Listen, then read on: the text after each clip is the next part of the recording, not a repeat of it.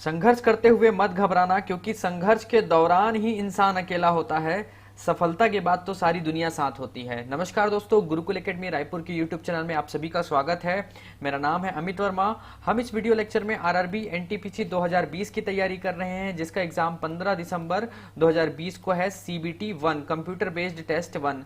इस video lecture में हमने 500 महत्वपूर्ण क्वेश्चन रखे हैं मैथ्स के, जो कि आपके एग्जाम पॉइंट ऑफ व्यू से काफी ज्यादा इंपॉर्टेंट है। हमने इसमें ऐसे क्वेश्चंस रखे हैं जो कि रेलवे के एग्जाम में, प्रीवियस एग्जाम में पूछे जा चुके हैं या फिर आने वाले एग्जाम में पूछने की काफी ज्यादा संभावना है। ये हमारा डे 10 है। हम हर दिन 10-10 क्वेश्चन डिस्कस करते हैं। आज हम क्वेश्चन नंबर 91 से लेकर क्वेश्चन नंबर 100 डिस्कस करेंगे। तो चलिए स्टार्ट करते हैं।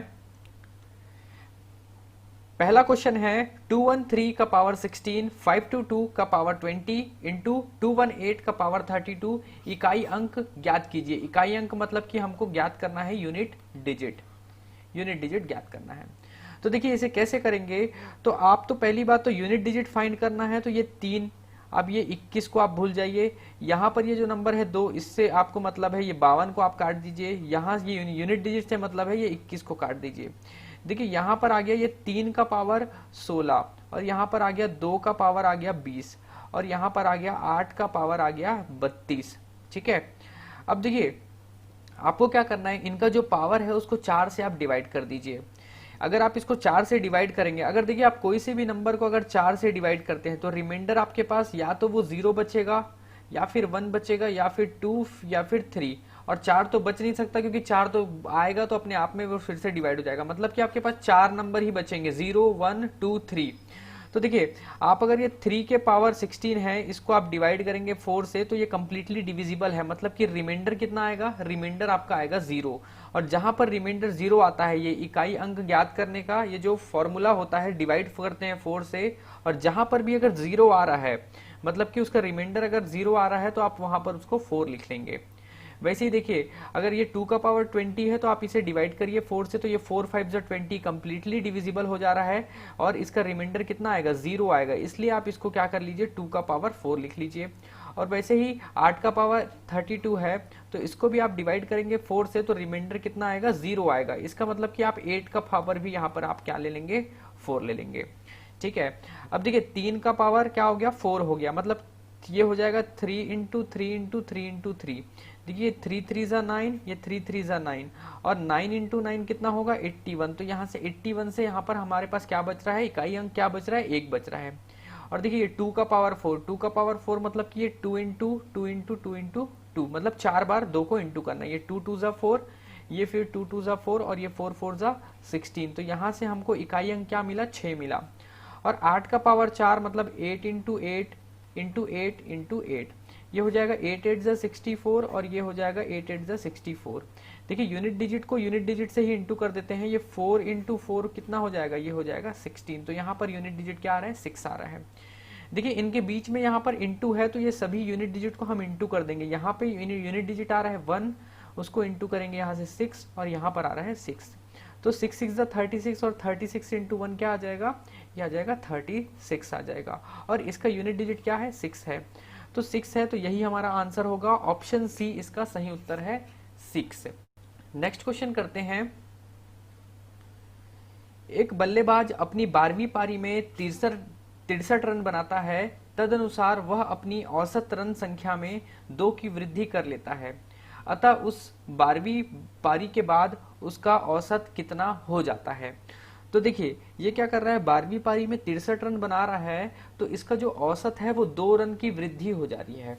मतलब देखिए हम इसको ऐसा बोल सकते हैं कि वो 11वीं पारी में उसका जो औसत था वो x था, और 12वीं पारी में क्या हो रहा है, वो जितना भी था और उससे वो कितना अधिक हो जा रहा है, 2 हो जा रहा है। और ये 11वीं पारवी और 12वीं पारवी की तुलना करें तो वो कितना अधिक रन बना रहा है, तो 63 रन बना रहा है, तो 2 औसत बढ़ जा रहा है 12वीं पारवी में। अगर बात करें, देखिए ये औसत है, अगर औसत को वो नंबर से मैं इंटू करूंगा 11वीं पारवी से, तो वो उनका टोटल कितना रन बनाया है ये निकल जाएगा। मतलब कि 11 इंटू एक्स करेंगे तो ये आ जाएगा 11x, और वही 12 इंटू एक्स प्लस 2 करूंगा तो 12 इंटू एक्स हो जाएगा ये 12x, और ये 12 इंटू 2 हो जाएगा प्लस 24। अब एक चीज समझिएगा, ये जो है ये रन है 12वीं पारी का, और ये है 11वीं पारी का रन। और 12वीं और 11वीं पारी के रन में अंतर कितना है, तो ये 63 का अंतर है। तो हम इसका इक्वेशन बना लेंगे, ये 12x plus 24 minus 11x is equal to 63। ये 12वीं पारी का रन है और ये 11वीं पारी का रन है। देखिए यहाँ पर ये जो एवरेज था उसको मैं x माना था, और यहाँ पर क्या है, दो का वृद्धि हो रहा है औसत में, और औसत को ही आप उस नंबर से इंटू करेंगे तो उसका रन पता चल जाएगा कि टोटल कितना रन बना है। तो 11वीं पारी में 11x बना था और 12वीं पारी में वो कितना बना, 12x प्लस 24, और दोनों में कितने रन का अंतर है, तो 63 रन का अंतर है। तो ये इक्वेशन बन गया। अब देखिए ये वेरिएबल एक साथ हो जाएगा, ये 12x minus 11x is equal to ये 63, और ये 24 यहाँ पर जाके माइनस हो जाएगा। ये 12x माइनस 11x हो जाएगा, ये x हो जाएगा, और ये 63 को आप माइनस करेंगे 24 से तो ये आ जाएगा 39 आ जाएगा। तो x की वैल्यू आ गई 39। हम x किसको माने थे, जो 11वीं पारवी का जो औसत था, 11वीं पारवी का जो औसत था वो x था, x मतलब कि 39। और 12वीं पारी में हम क्या लिए थे, x प्लस 2 मतलब 2 बढ़ गया, तो पहले 39 था और उसमें प्लस 2 हो गया। तो ये 12वीं पारवी का जो औसत होगा वो कितना होगा, 41 होगा। अगर 11वीं पारी का पूछता तो ये आता 39। तो हम क्या किए, ये 39 में प्लस 2 कर दिए तो ये आ गया 41, जो कि 12वीं पारी का औसत है। तो जो हमारा सही आंसर होगा वो होगा option C 41। Next question, Mahesh ₹10 में 12 अंडे खरीदता है और ₹20 में 16 अंडे बेचता है, इस प्रकार उसे कितने प्रतिशत लाभ या हानि हुई। तो देखिए ये फ्रैक्शन में है। अगर बात करें कॉस्ट प्राइस की तो ये ₹10 को हमेशा आपको ना इस टाइप का क्वेश्चन देगा कि इतने रुपए में इतना सामान, तो रुपए को आप ऊपर रखिएगा। तो ₹10 में कितना, 12 अंडे वो खरीदता है, और वो बेचता कितने में है, तो वो बेचता है ₹20 में ये 16 अंडे बेचता है, 16 अंडे बेचता है। ठीक है, अब देखिएगा अगर मैं बात करूं, अगर ये डिनोमिनेटर की ये 12 है और ये क्या है 16 है, अगर मैं इनका एलसीएम निकालूं 12 और 16 का, तो देखिए 12 और 16 का एलसीएम निकालेंगे तो हम क्या करेंगे, बड़े नंबर को अप्रोच करेंगे। और बड़ा नंबर में कैसे बना है, तो ये 4 इंटू 4 से बना है, और ये 12 कैसे बना है, तो 4 इंटू 3 से बना है। 12 में 4 है जो कि 16 में भी है, इसलिए 12 4 को काट दिए। 12 में 3 है जो कि 16 में नहीं है, इसलिए यहाँ पर 3 लिख लिए, और 3 लिख देंगे तो ये कट जाएगा। ये 4 4 जा 16 और 16 3 जा कितना होगा, ये 48। मतलब इन दोनों का एलसीएम जो है वो 48 है। मतलब ये 12 को 48 बनाने के लिए क्या इंटू करना पड़ेगा, तो इंटू करना पड़ेगा 4। तो यहाँ पर भी इंटू करेंगे ऊपर 4। ठीक, और इसको सेलिंग प्राइस में जो ₹20 में 16 अंडे, तो ये 16 को हमको 48 बनाने के लिए क्या इंटू करना पड़ेगा, तो 3, तो ऊपर भी हम इंटू कर देंगे 3। तो देखिए जो सीपी जो आया ये क्या हो जाएगा, यहाँ पर आ जा रहा है, देखिए ये 40/48 आ जा रहा है, और यहाँ पर क्या आ जा रहा है, ये 60/48 आ जा रहा है। तो ये डिनोमिनेटर दोनों बराबर हो गए, 48 आ गए। अब आप क्या कीजिए, डिनोमिनेटर से अब कोई मतलब नहीं है, ये ऊपर वाली वैल्यू को ले लो। कॉस्ट प्राइस कितना हो गया, 40 रुपए हो गया, और उसी का ही सेलिंग प्राइस कितना हो गया, 60 रुपए। मतलब 40 रुपए के सामान को वो कितने में बेच रहा है, 60 रुपए में बेच रहा है। तो अब देखिए, अब अगर हम कम में खरीद के ज्यादा में बेचेंगे तो क्या होगा, प्रॉफिट होगा। तो प्रॉफिट का फॉर्मूला क्या होता है, तो एसपी माइनस सीपी।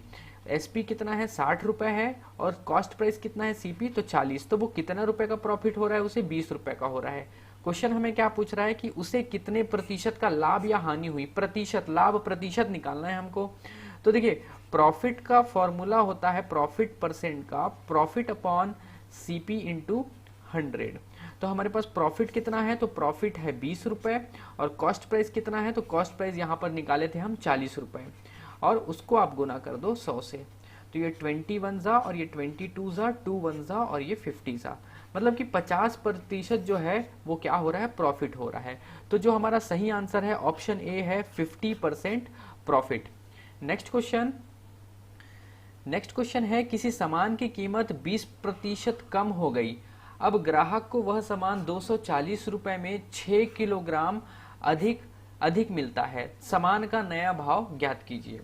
देखिए इसमें क्या हो रहा है, कोई भी वस्तु का अगर कीमत घटेगा तो आप जैसे कि 100 रुपए का, जैसे कि आप पेट्रोल डलवाते थे, पहले 80 रुपए लीटर था, अब मान के चलो वो अगर आपका 60 रुपए लीटर हो गया, तो आपको क्या है, वो 100 रुपए में ज्यादा पेट्रोल मिलेगा। ठीक है। तो इसी प्रकार क्वेश्चन है।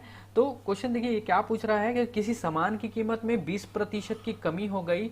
अब ग्राहक को वह सामान 240 में 6 किलोग्राम अधिक मिलता है। जो भी सामान खरीद रहा है वो पहले 240 रुपए का खरीदता था, तो जितना भी मिलता था उससे अब कितना हो रहा है, अब 6 किलोग्राम उसको अधिक सामान मिल रहा है। क्यों? क्योंकि उसका प्राइस कम हो गया है, उसकी कीमत कम हो गई है। तो देखिए इसमें क्या बोल रहा है, नया भाव ज्ञात कीजिए। तो इसका फॉर्मूला होता है, देखिए नया भाव निकालना है, नया भाव। तो इसका मैं फॉर्मूला लिख देता हूं। तो इसमें होगा कीमत गुणित वृद्धि या फिर कमी। आपको क्वेश्चन में यहां पर कमी दिया हुआ है, आपको वृद्धि भी दे सकता है, तो जो भी दिया रहेगा उसको आप इसमें रखेंगे। तो कीमत गुणित वृद्धि या फिर कमी, और यहां पर आप नीचे लिख दीजिएगा अधिक या कम। मतलब कि देखिए इसमें क्या हो रहा है, अगर यहां पर अगर कमी होगा प्राइस में तो क्या होगा, आपका जो भी क्वांटिटी आपको क्या मिलेगा, अधिक मिलेगा।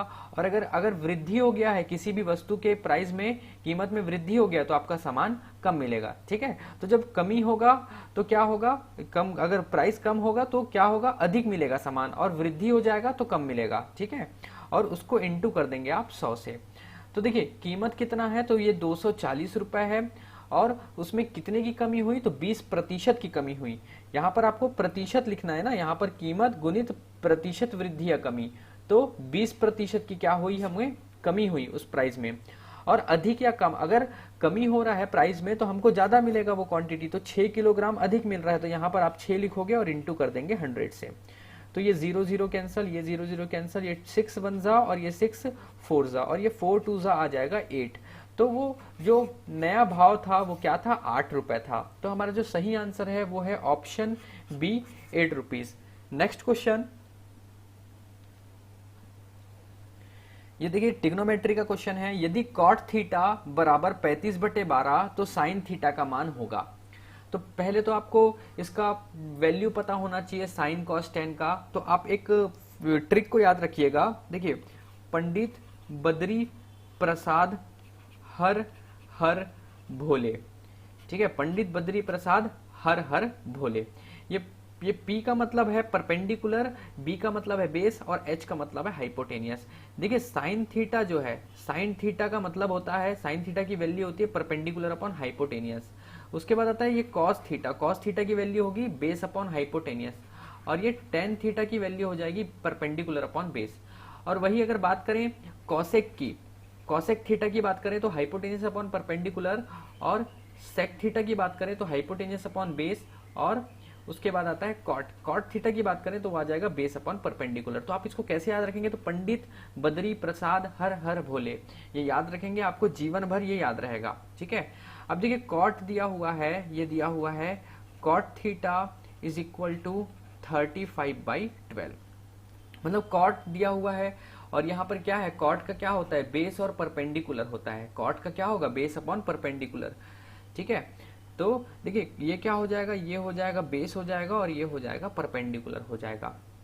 अब हमें क्या निकालना है, साइन थीटा निकालना है। साइन थीटा निकालने के लिए देखिए साइन थीटा का क्या वैल्यू होता है, परपेंडिकुलर अपॉन हाइपोटेनियस। तो हमें परपेंडिकुलर तो पता है 12 होता है, हाइपोटेनियस नहीं पता है।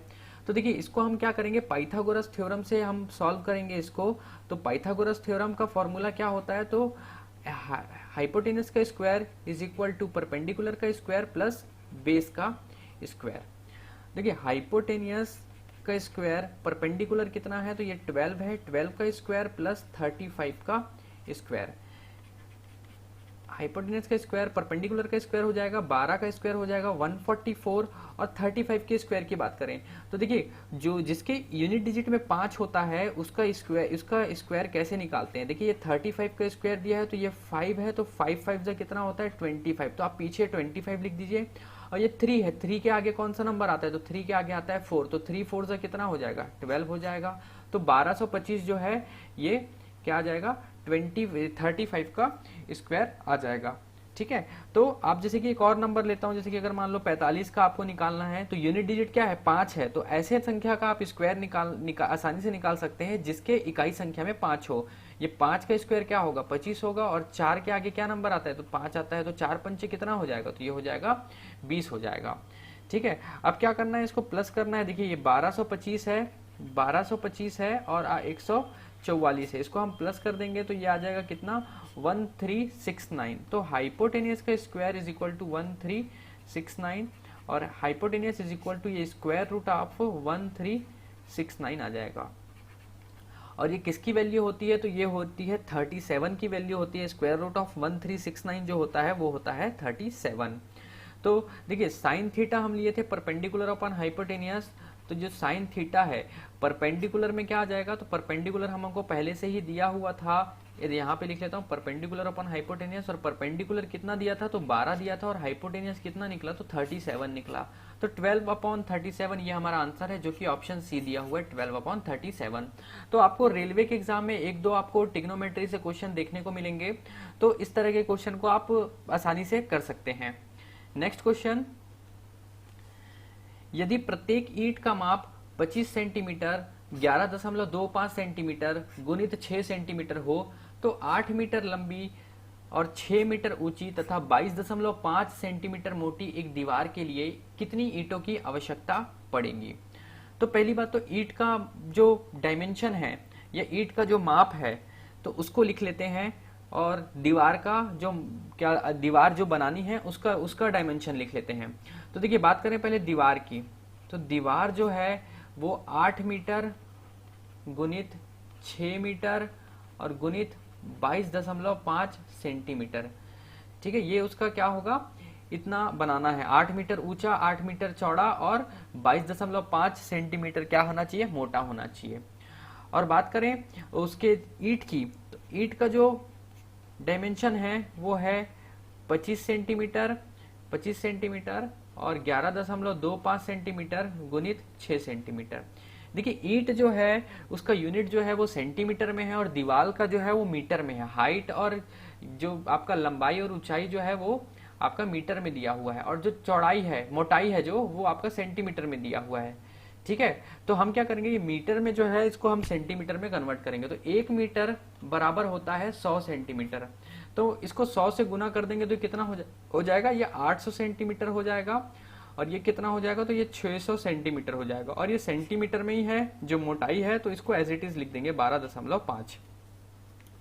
अब क्या करेंगे, जो दीवार का डायमेंशन है उसको हम भाग दे देंगे ईंटे के डायमेंशन से, तो ये हो जाएगा 800 गुणित 600 और ये गुणित 22.5, और नीचे इंटू कर देंगे 25 गुणित 11.25 गुणित 6। देखिए अगर बात करें दशमलव की, तो यहाँ पर 2 नंबर के बाद दशमलव है, और यहाँ पर क्या मैं 0 लिख लेता हूँ। ठीक है, 0 लिख लेता हूँ क्योंकि 5 दशमलव के बाद अगर आप 0 लिखेंगे तो उसका कोई महत्व नहीं होता, आप 0 कितने भी लिखें मतलब वही है। ठीक है, तो यहाँ पे 0 लिख लेता हूँ। तो देखिए यहाँ पर भी 2 नंबर के बाद दशमलव है, यहाँ पर भी 2 नंबर के बाद दशमलव है, तो ये क्या हो जाएगा, कैंसिल हो जाता है। ठीक है, अब देखिए अब क्या होगा, ये 6 वन जा और ये 6 100 जा, उसके बाद 25 वन जा 25 4 जा। अब उसके बाद कटेगा 25 से कटेगा, तो ये 25 4 जा और ये 25 5 जा, ये 25 90 जा, ये 45 वन जा और ये 45 2 जा। ये हो गया 2 4 जा 8 और 8 इंटू 800, 8 इंटू 800 ये कितना हो जाएगा, तो ये हो जाएगा 6400। मतलब कि कुल टोटल हमको उस दीवार को खड़ा करने में कितना ईंटा लगेगा, तो 6400 ईंटा लगेगा। ठीक है, नेक्स्ट क्वेश्चन, नेक्स्ट क्वेश्चन है लोहे की 3 ठोस घन जिनकी भुजाएं 4 सेंटीमीटर 5 सेंटीमीटर तथा 6 सेंटीमीटर की है एक साथ पिघलाकर एक नए घन में डाले गए। इस प्रक्रिया में खराब प्रबंधन के कारण 62 सेंटीमीटर पिघली हुई धातु गुम हो गई। तदनुसार नए बने घन का कुल पृष्ठीय क्षेत्रफल कितना सेंटीमीटर होगा। तो देखिए काफी ज्यादा इंपॉर्टेंट क्वेश्चन है, तो इसे देखिए कैसे करेंगे। तो सबसे पहली बात, इसको पिघला रहे हैं, ठीक है, इसको पिघला रहे हैं, तो इसको जो पिघलाएंगे मतलब कि इसका वॉल्यूम निकालना है हमको, इसके सभी के वॉल्यूम को हम प्लस कर लेंगे और उससे क्या है, एक नया घन बनाया जा रहा है। तो देखिए इसे कैसे करेंगे। अगर बात करूं मैं वॉल्यूम की, अगर घन के आयतन की बात करूं, घन के आयतन, तो इसका फॉर्मूला होता है ए का क्यूब। देखिए हमारे पास तीन छोटे छोटे क्या है, छोटे छोटे घन है, छोटे छोटे घन है, उसको पिघलाना है। उसको पिघलाएंगे और एक क्या करेंगे, एक बड़ा सा घन बनाएंगे, एक बड़ा सा घन बनाएंगे और उसका क्षेत्रफल कितना होगा ये बताना है। तो देखिए इसका वॉल्यूम जो होगा वही इसका वॉल्यूम होगा। तो इसका अगर वॉल्यूम की बात करें तो वॉल्यूम का फॉर्मूला होता है ए का क्यूब, मतलब एक जो घन है उसकी भुजा कितनी है 4 सेंटीमीटर, तो इसका 4 का क्यूब आ जाएगा। और दूसरा जो है वो 5 सेंटीमीटर है तो 5 का क्यूब, और तीसरा जो है 6 सेंटीमीटर है तो 6 का क्यूब। देखिए 4 का क्यूब होता है 64, 5 का क्यूब हो जाएगा 125 और 6 का जो क्यूब होता है वो होता है आपका 216। अब बात करें इनके प्लस करने की तो देखिए 216 और 125 और ये 64, इसको प्लस करेंगे तो ये हो जाएगा 15, ये हो गया 6 2 8 और ये 10 और ये हो जाएगा 2 3 और 1 4, 405 सेंटीमीटर क्यूब क्या आएगा, इसका इन सभी का आयतन आ रहा है। मतलब इसको जो पिघलाएंगे तो इतना ये सेंटीमीटर क्यूब इसका वॉल्यूम है। ठीक है, अब आगे देखिए क्वेश्चन क्या बोल रहा है, इस प्रक्रिया में खराब प्रबंधन के कारण 62 सेंटीमीटर क्यूब पिघली हुई धातु गुम हो गई। मतलब यहाँ पे मैनेजमेंट सही नहीं था तो क्या हुआ, इतना 62 सेंटीमीटर क्यूब पिघली हुई धातु गुम हो गई। तो इसमें क्या करेंगे, हम माइनस कर देंगे 405 में हम माइनस कर देंगे 62, तो ये कितना बचेगा, तो ये हो गया 3, यहाँ से 10 कैरी आ गया तो ये 4 हो जाएगा और ये 3 हो जाएगा, मतलब 343 सेंटीमीटर क्यूब इतना वॉल्यूम बचा है। तो इतने का ही क्या बनाया जाएगा, इसमें वो घन बनाया जाएगा। तो देखिए इसका अगर वॉल्यूम की बात करें तो वॉल्यूम का फॉर्मूला होता है ए का क्यूब, और यहाँ पर वॉल्यूम कितना दिया हुआ है तो यहाँ पर इसका जितना वॉल्यूम है उतना वॉल्यूम इसका भी होगा, ये बड़े वाले घन का। ये छोटे छोटे घन को पिघलाकर ये बड़ा सा घन बनाया जा रहा है, तो इसका वॉल्यूम कितना हो गया 343 हो गया। और बात करें अगर उसकी साइड की, अगर उसकी भुजा की बात करें, भुजा निकालना है तो वही वॉल्यूम का ही फॉर्मूला लिखेंगे तो उसकी भुजा आ जाएगी। तो वॉल्यूम कितना है 343 और यहाँ पर लिख देंगे ए का क्यूब। ये जो क्यूब है, ये क्यूब जो है वो क्यूब रूट हो जाएगा और ये 343 ऐसा आ जाएगा। और ये किसका क्यूब रूट होता है 343 का, तो ये क्या होगा 7 होगा। इसका जो भुजा है वो आ गया 7। अब हमको क्या निकालना है, एरिया निकालना है, क्षेत्रफल निकालना है, पृष्ठीय क्षेत्रफल किसका, घन का। तो टोटल सरफेस एरिया निकालना है हमको, टोटल सरफेस एरिया। और टोटल सरफेस एरिया का जो फॉर्मूला होता है वो होता है 6a²।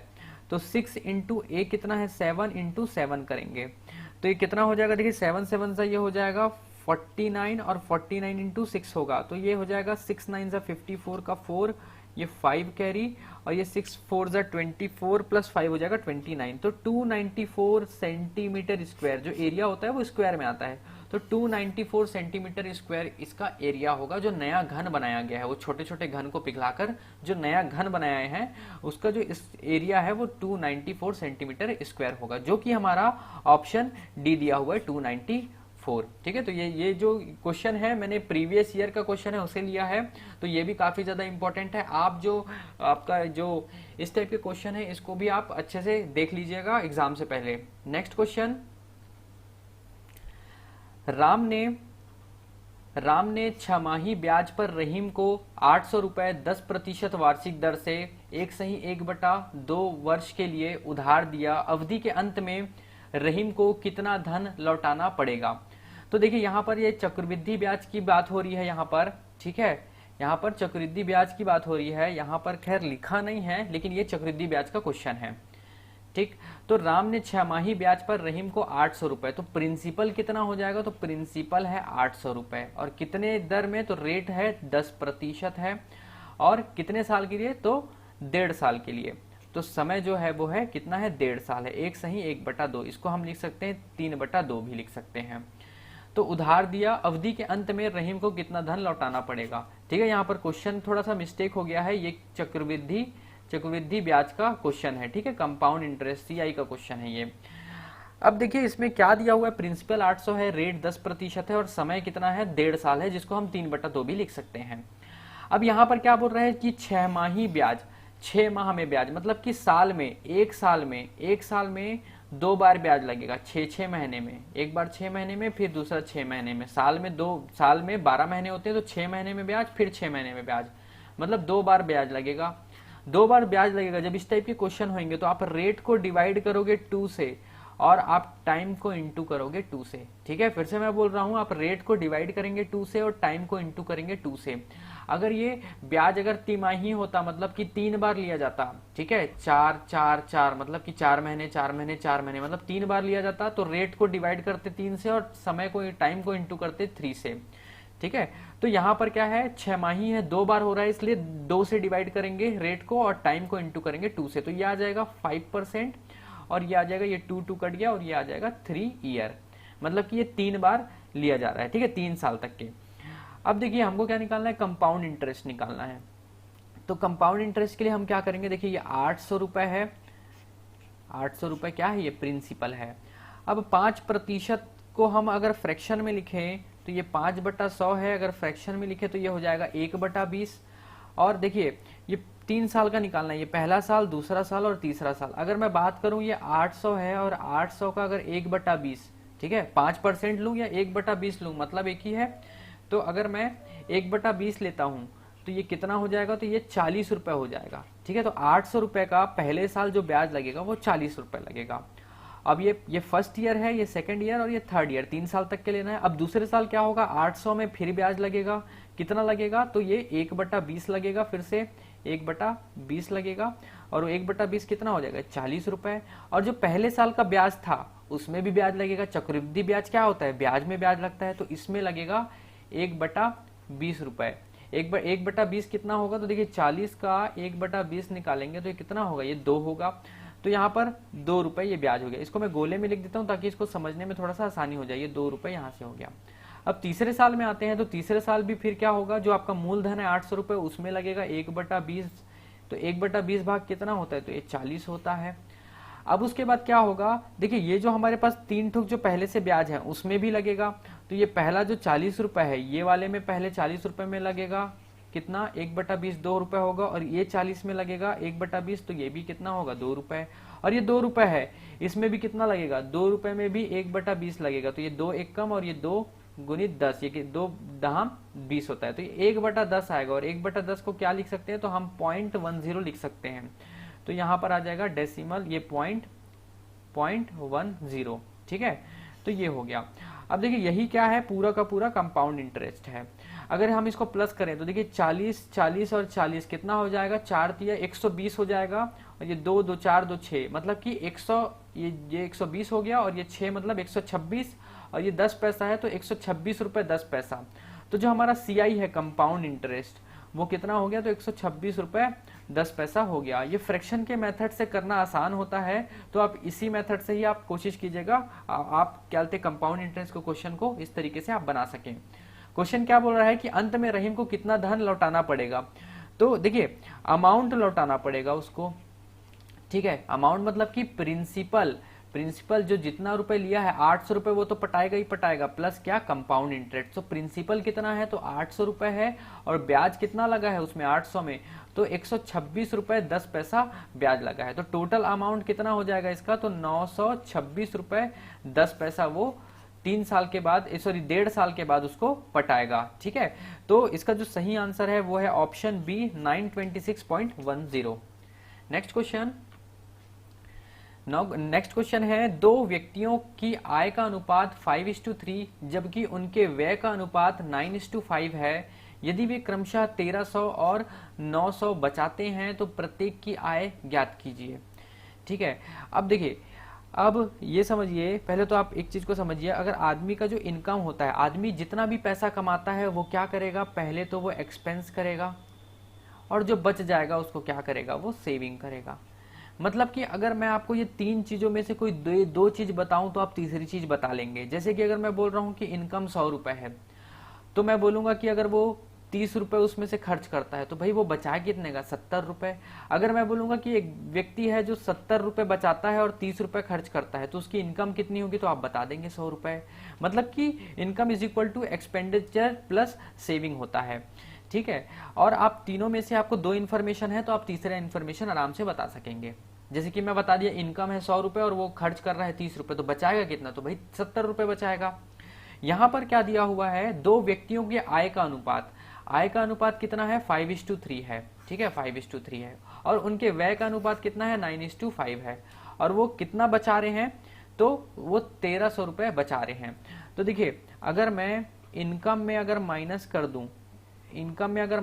दूं एक्सपेंस को, तो क्या निकल जाएगा, सेविंग निकल जाएगा, बचत निकल जाएगा। तो इनकम जो है वो बता रहा है उसका कि कितना है 5:3 के रेशियो में है दो व्यक्तियों का, और उनका एक्सपेंस जो है वो 9:5 के रेशियो में है, और वो बचा कितना रहे, तो एक 1300 बचा रहा है, एक 900 बचा रहा है। तो क्वेश्चन पूछ रहा है कि आय ज्ञात कीजिए।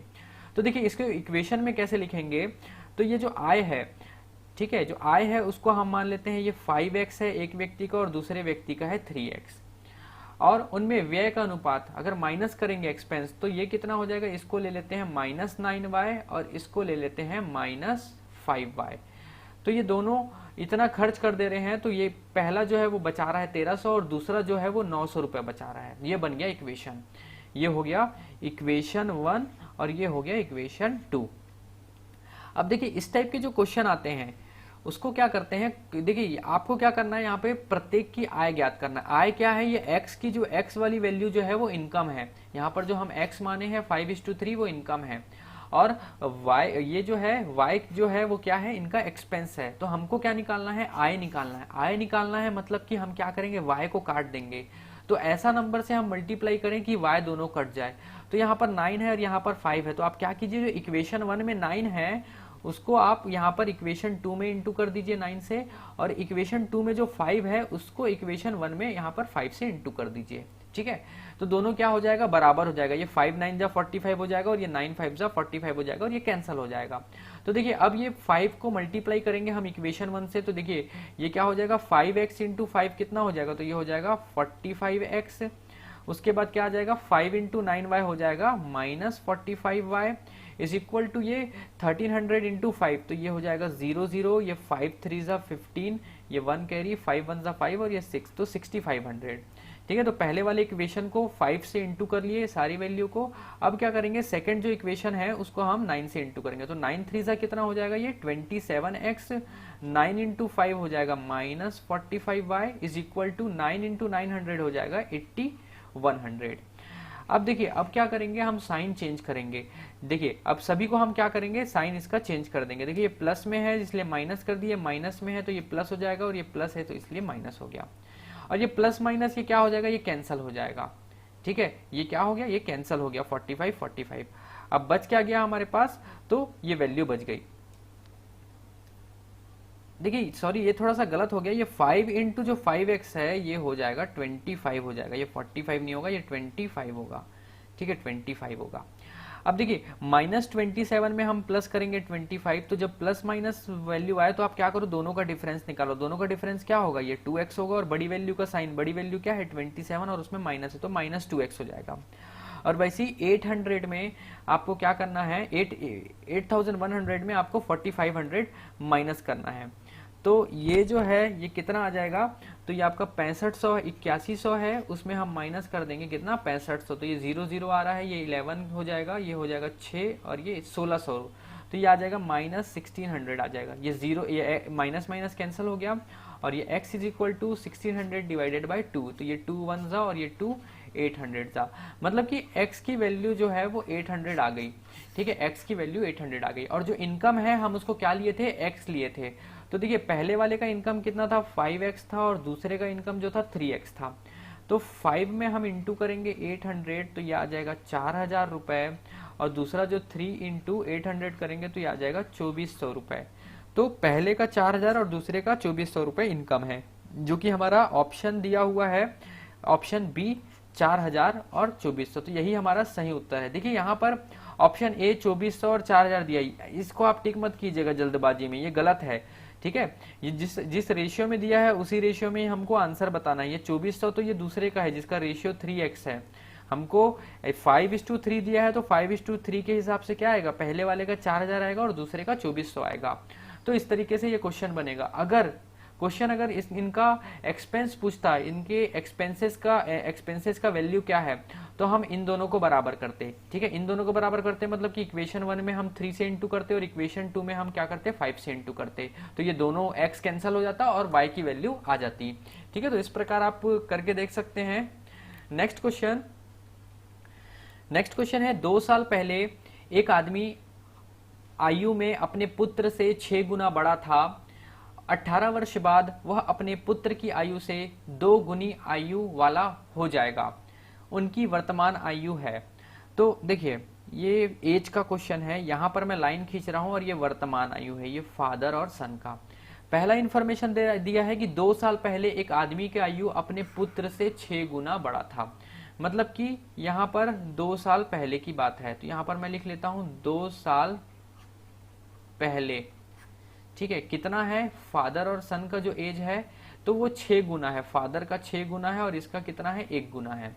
और क्या क्वेश्चन बोल रहा है वर्तमान से 18 वर्ष बाद, तो 18 वर्ष बाद, इसलिए मैं आगे ले गया और यहां पर लिख लिया 18 वर्ष बाद। 18 वर्ष बाद क्या हो जा रहा है, अपनी पुत्र की आयु से 2 गुना आयु वाला हो जाएगा। तो ये फादर और सन, तो फादर जो है वो 2 हो जाएगा और ये हो जाएगा 1। ठीक है, तो ये हमारा इक्वेशन बन गया। उनकी वर्तमान आयु ज्ञात करना है। ठीक है, हम यहां पर x लेंगे तो इधर का वैल्यू मिलेगा ये 2 साल पहले का, अगर यहां पर x लिखेंगे तो हमको 18 वर्ष बाद का आयु मिलेगा। क्वेश्चन हमसे बोला है वर्तमान की आयु, यहाँ की आयु पूछा है, तो हम ये वाली आयु निकाल लेंगे और उसमें क्या करेंगे 2-2 साल प्लस कर लेंगे। तो हम इसको क्या कर लेते हैं, इसको x मान लेते हैं। तो देखिए ये हो जाएगा 6x हो जाएगा और ये सन का हो जाएगा x, और ये 2 साल प्लस 18 साल कितना हो जाएगा 20 साल, तो 6x प्लस 20 हो जाएगा और ये x प्लस 20। 6x प्लस 20 वो कितना हो जा रहा है फादर, तो दुगना हो जा रहा है और उसके बेटे का क्या है 1 है। ठीक है, तो ये हमारा इक्वेशन बन गया। अब इसको क्रॉस मल्टीप्लाई करेंगे तो ये हो जाएगा 6x प्लस 20 और ये 2x, ये हो जाएगा 2x प्लस 40। वेरिएबल को एक तरफ कर लेंगे तो 6x minus 2x is equal to 40 minus 20, और ये 6x माइनस 2x हो जाएगा ये 4x, और ये 40 माइनस 20 हो जाएगा ये 20, और x इज इक्वल टू 20/4, मतलब कि x की वैल्यू कितनी आ गई 5 आ गई। अब देखिए यहाँ पर हम x रखे थे तो ये हो जाएगा 6 × 5 हो जाएगा, ये कितना हो जाएगा ये 30 साल हो जाएगा, और ये x की वैल्यू कितनी हो जाएगी तो ये हो जाएगी 5।